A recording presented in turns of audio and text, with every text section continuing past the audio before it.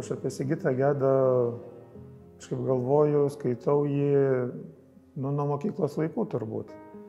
Nes toks ir posakis buvo į poezijos skaitimą, į rašymą turbūt perskaičius Žalio gintaro vėrinius, kurie kažkaip parodė, kad poezija gali būti visai kitokia negu kad mes mokyklai mokomės.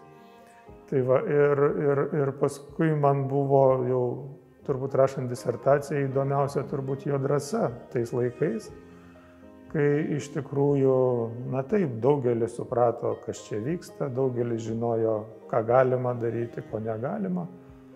O jis buvo toks, nežinau kaip pasakyti, gal naivus žodis nelabai tinka, gal tiesiog tiesus žmogus. Ir kūrėjas tiesus, kuris kūrė taip, kaip jam atrodė, kurį pastabos, kurios jį turėtų suvaryti jo tą poeziją į kažkokį narvą, jį dar labiau motyvuodavo, uždegdavo ir jis nebijojo to sakyti tiesiai, kas buvo tikrai labai retas dalykas. Tai, o Geda buvo toks išminuotojas tame minų lauke, nes jis sakydavo, kaip yra. Ir vietoj to, kad pripažintų kaltę savo, kaltę kabutėse žinoma, jis dėstydavo savo programą poetinę, taip kaip mato, kaip supranta, kas yra dabar svarbiausia poezijoje. Ir tai buvo tas atsigręžimas į didžiuosius kūrėjus, tokio lietuviškumo visą laiką, bet tokio gilaus lietuviškumo toks skatinimas ir didžiavimasis ir ambicija jo visą laiką buvo parodyti, kad lietuvių kalba, lietuvių kultūra yra tokia pat sena, tokia pat didelė kaip ir visos kultūros ir kad kultūros net negali būti kažkaip skirstamos į didelės ar mažas, kiekviena turi potencialo savo Šekspyrui, savo Dantį ir taip toliau. Dėl to paskui jau vėliau jis ėmėsi tų visų didžiųjų vertimų. Kildavo diskusijos dėl Gedos knygų, dėl jo studentiško eilėraščio, dėl jo pirmos knygos, čia poezija, ne poezija, daug kas juokėsi, bet po to kažkaip to, kaip sakant, atmatyti, atgirdėti nebegali. Čia yra tas efektas ir tada reikia su tuo skaitytis ir tokiu būdu tu išminuoji tą kelią ir tada jau kitiem poetam yra lengviau eiti iš tikrųjų. Rašant dabar knygą Ugnies giesmės turbūt buvo įdomiausia kažkaip pabandyti, surizikuoti ir pakalbėti ir apie asmenybę, ne tik vien apie jo kūrybą, nes tai yra toks dalykas, apie kurį daug kas kalba, pasakoja, įvairios legendos, anekdotai sklinda, bet norėjosi kažkaip iš tikrųjų truputį peržengti tą legendų ir anekdotų lygį ir pažiūrėti, ką mes čia galime iš tikrųjų pasakyti, kas tą žmogų degino iš vidaus, kas jį varė, atrodo toks, nesustojantis kažkoks, neužgestantis vulkanas tas žmogus. Jo duktė Uršulė Gedaitė davė laiškus, didžioji dauguma buvo jam rašyti laiškai žinoma, bet pavyko kažkiek susirinkti ir jo rašytų laiškų. Ir iš tų laiškų žinoma vėrėsi tikras gyvas žmogus, kuris panašiai kaip ir turbūt poezijoje, kuris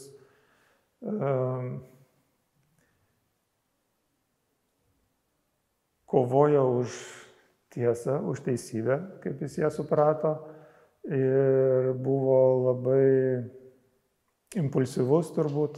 Aš kažkaip atrašydamas tą paskutinę knygą galvojau, kad tais laikais, kai buvo cenzūra, kai buvo visa sistema ir jis jautėsi prieš ją kovojantis, tam tikra prasme jam buvo lengviau. Jis turėjo tikrai didelį priešininką. Paskui, kai tos cenzūros ir sistemos nebeliko, jam reikėjo to didelio priešininko. Tai buvo tie didieji poetai, kuris bandė su jais juos versti, bet žinoma, tie vertimai buvo turbūt ir tam tikras lyginimasis, nes Sigitas Geda turbūt Na, jo ambicijų kažkokių ribų turbūt nebuvo.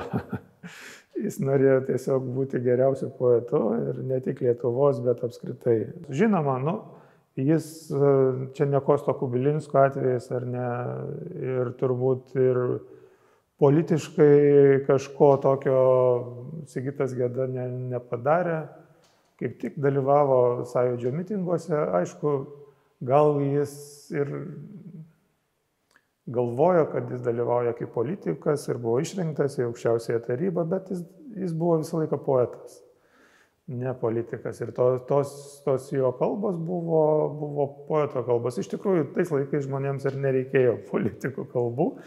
Jų ir nebuvo tų politikų tokių, kokius mes šiandien žinome ir matome. Reikėjo iš tikrųjų autoritetų, ne politikų, ir tie autoritetai buvo kūrėjai, menininkai, dvasininkai ir panašus žmonės. Tai aš manau, kad gal neprieštarauja vienas kitam. Tai aišku, nėra paprasta, bet neprieštarauja vienas kitam turbūt matyti sudėtingą asmenybę ir genialią kūrybą. Sovietmečiu iš tikrųjų Sigitas Geda kūrė savo geriausius tekstus. Žinoma, buvo ten ir tokių, kuriuos ir dar suras turbūt daugiau, bet aš ir knygoje keletą miniu, tokių irgi duoklės atidavimo sistemoje atveju, jų bent aš nesu radęs labai daug. Ir čia turbūt nei tais laikais jo draugai suprato, kodėl jis tai darė, nei tuo labiau dabar būtų sunku išsiaiškinti tuos motyvus, bet turbūt beveik visi sovietmečių išleisti poezijos rinkiniai. Galbūt Pėdos, jis aišku žinoma tais laikais buvo kitoks, šiandien jis jau toks matosi, toks studentiškas rinkinys, bet tais laikais tai buvo visiškai kažkas naujo. Bet pavyzdžiui, poema apie Strazdą iki šiol yra skaitoma ir kažkokie spektakliai vyksta ir tikrai jinai skamba visiškai adekvačiai, nors tai irgi rašyta tais pačiais laikais kaip ir ta pirmoji eilėraščių knyga. Aišku, 26 rudens ir vasaros giesmės yra išskirtinė knyga, bet ten jau reikia kažkaip nusiteikti, patekti į tam tikrą simfoniją. Jeigu neturi ypač tokios poezijos skaitimo patirties, tai ten tas piešinys kūrėsi, sakykime, iš Kristaus kančios istorijos, su baltų mitologija, su įvairiais augalų motyvais. Ir tai yra kaip fugos, kur yra keletą temų, jos išsiskiria, susipina, kartojasi, persipina ir taip rutuliojasi. Ir tai yra toks fantasmagoriškas pasaulis, kurį galima lyginti su Jeronimo Boscho tapyba ir taip, ir su Petro Repšio kūryba. Jie iš tikrųjų gana anksti Sigitas Geda su Petru Repšiu susipažino ir labai greitai pajuto, kad jie kalbasi apie tą patį. Tai yra sudėtinga poezija, bet poetinės kalbos kokybė kažkaip įtikina. Jeigu tu neskaitai taip, kaip mokykloje tau reikia, kad reikia perskaityti ir atsakyti į klausimus, apie ką čia, kur čia lyrinis subjektas ar ką, bet tu leidi savo tiesiog, leidi atviromis akimis skaityti ir be jokių išankstinių nuostatų ar įtampos, kad apie tai reikės kažkaip kalbėti. Aš iš tikrųjų irgi, kai perskaičiau Žalią gintarą vėrinius, aš turbūt nebūčiau mokytojai nieko pasakęs, nebūčiau sugebėjęs apibūdinti tos knygos, bet buvo kažkoks įvykis, buvo sukrėtimas. Nepriklausomybės metais, žinoma, yra Babilono atstatymas, tokia legendomis apipinta knyga. Nemažai poetų ją mini kaip vieną geriausių Sigitos Gedos knygos, o istorija čia turbūt yra tokia, kad po sausio 13-osios įvykių kažkaip Sigitas Geda irgi išgyveno tokį didelį sukrėtimą ir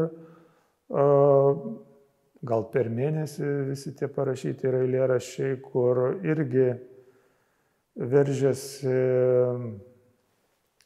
veržiasi tie archetipiniai vaizdiniai, persipina su šiuolaikinėmis kažkokiamis aktualijomis, Lietuvos istorija, žodžiu, istorija ir mitas kartu, bet gal skirtingai jau nuo sovietmečių rašytų, tai yra daug laisvesnės formos, ta prasme, tai jau nebėra tokio ritmo, nebėra rimo ir paskui Geda, jam buvo visą laiką įdomu iš tikrųjų peržengti tas formų ribas. Aš man atrodo, kad kol jis dar laikėsi klasikinės, vis tik ten ta poezija skamba galingiau. Tai jis su tuo žaidė ir eksperimentavo ir turbūt dabar galvoju, žinoma, dar buvo nepriklausomybės metais pora tokių siuita Virginijai ir freskos, du rinkiniai,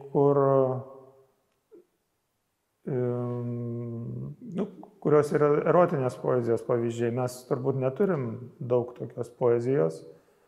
Tai Sigitas Geda ne tik kūrė ten erotinę poeziją, bet irgi taip tikrina ribas iš tikrųjų, net ir tarp erotikos ir pornografijos. Tai, nežinau, nėra neįdomios Sigito Gedos knygos, nes ji arba yra įdomi kažkokiam kontekste, arba savaime stipri, jos yra gana skirtingos. Tai va, ir žinoma, kad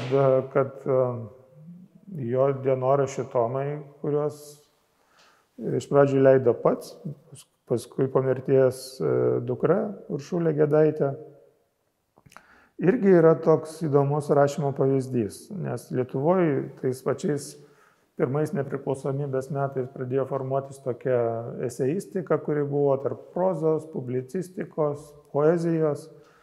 Ir Sigitas Geda buvo irgi vienas iš tokių tos eseistikos pradininkų. Tie dienoraščiai, jie iš tikrųjų nėra jie tikri dienoraščiai, jie buvo rašomi iškart, manant, kad jie bus publikuojami.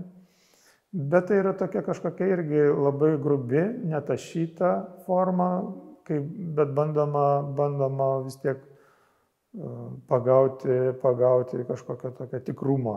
Sigitas Geda lieka mohikanas ir jo reikšmė yra turbūt labai didelė. Vien, kaip minėjau, sovietmečio išlaisvinti tą poeziją iš tos socialistinio realizmo daug ką reiškia, bet jis išlaisvino ir lietuvių kalbą ir lietuvių vaizduotę. Tikrai, man atrodo, ne mažiau negu Čiurlionis. Tai buvo tokios stiprios vaizduotės, kur susijungia kažkoks tai kosminės vizijos su kažkokiais buitiniais žmonių darbais. Tiek jis aprėpė. Tai kažkaip nebegalima žiūrėti net ir į tą pačią lietuvių istoriją, istorinės jo poemos, pavyzdžiui, kaip Žalgiris. Tu pasižiūri į tą istoriją Gedos akimis ir tu matai, kaip viskas, iš tikrųjų viskas susiję kaip kokiame kosmose. Ir tada ta Lietuva nėra nei mažytė, nei kažkokia palikta kažkur tai nuošaly, niekam neįdomi. Jinai yra jausta į visą tokį pasaulio kultūros, ar net, nežinau, universumo kažkokį tai audinį. Tai yra per Sigitos Gedos kūrybą tu gali pajusti, kad esame lygiavertė pasaulinės kultūros dalis. Tai va, tai kaip ir per Čiurlionį, ar ne, mes dėl Čiurlionio nekompleksuojame niekiek. Tai panašiai ir Sigitas Geda turbūt tokio masto kūrėjas.